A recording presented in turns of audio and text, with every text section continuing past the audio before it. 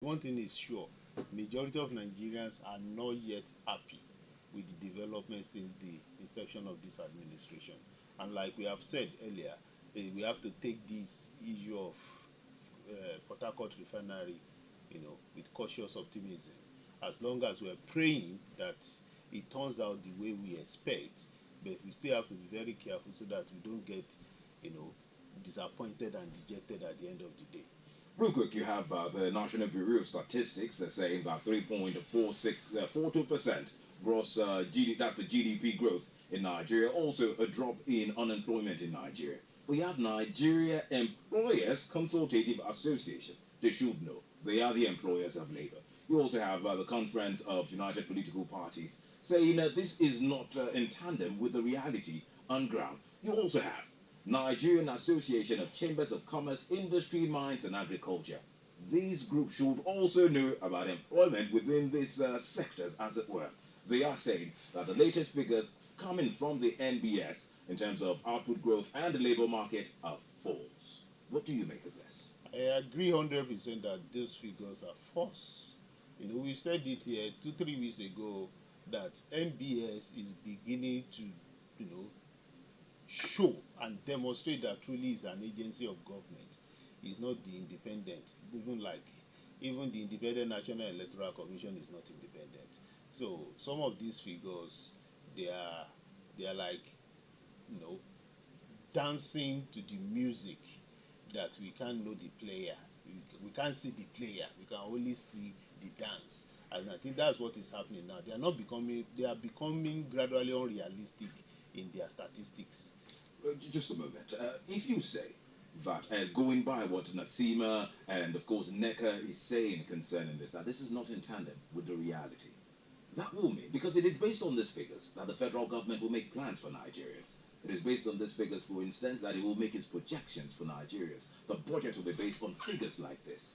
If the figures from the NBS is truly false, without considering that it is false, but going by these assertions by these various unions and what you just said, wouldn't this mean that the federal government will not be making the plans, will not be appropriate because the statistics that they're going with, they're working with, is wrong?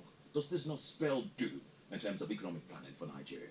It spells capital doom because if you look at it critically, it is obvious from every point of view now that the federal government is not seeing what we are seeing. It's as if they are insulated from what Nigerians are going through. Because when they talk, they don't talk as if they understand the plight of Nigerians. They claim they do, but in reality they don't. And these are the kind of things that shield them from the reality on ground. When statistics figures are not realistic, and these are the things they will use to plan. For instance, you are giving the government the impression and the public the impression that the unemployment rate has reduced, in which case more people are getting more employed in the last 1 or 2 months. So in reality, that is not the issue. Improve GDP? Those are not the reality on ground. And if those are not reality on ground, how is government going to improve? So you have the NPR, okay, from the CBN. The NPR yesterday was raised from 27.25% to 27.50%. Of course, to curb the adverse effects of resurgent inflationary pressures on the economy.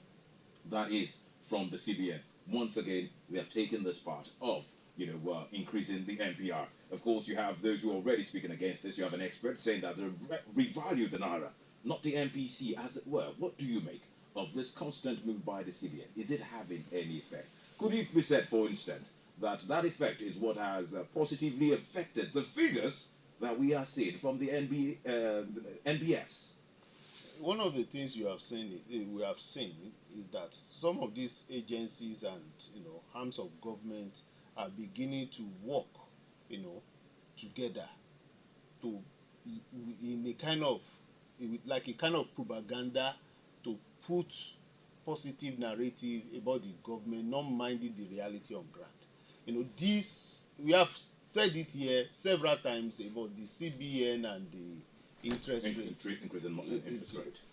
In all over the world, Nigeria still happens to be one of the places where you have the highest level of interest rates.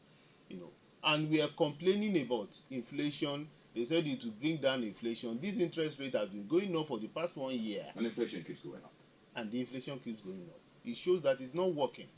All this textbook, approach to some of the problems in Nigeria so far, they have never worked, and I don't think they can work.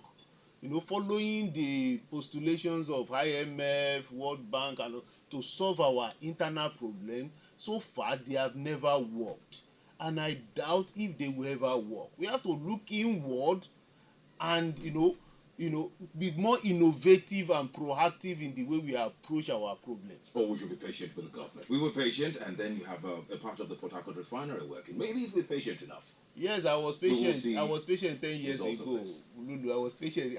We were patient 10 years ago. But interestingly, your status this time last year is not the same now. It's likewise mine. I even have more gray hair now. So it might not happen in our generation as we are going. Let's take reactions. Hello, good morning.